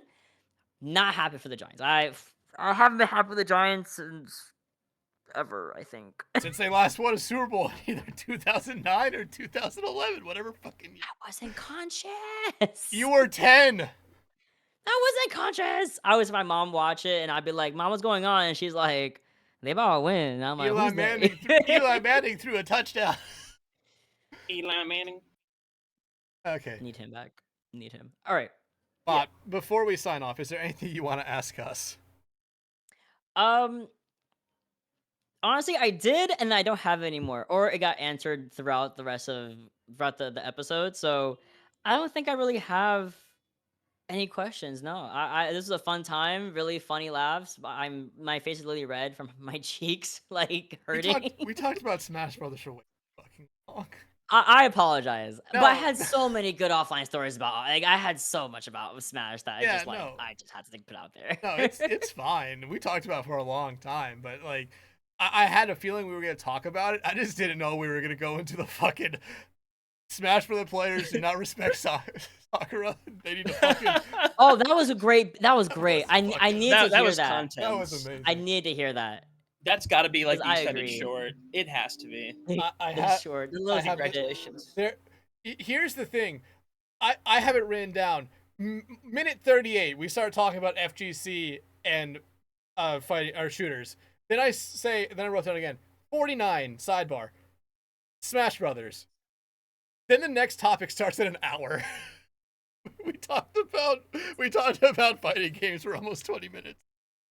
Beautiful. But that will do it for this week's episode of For the Love of Prod.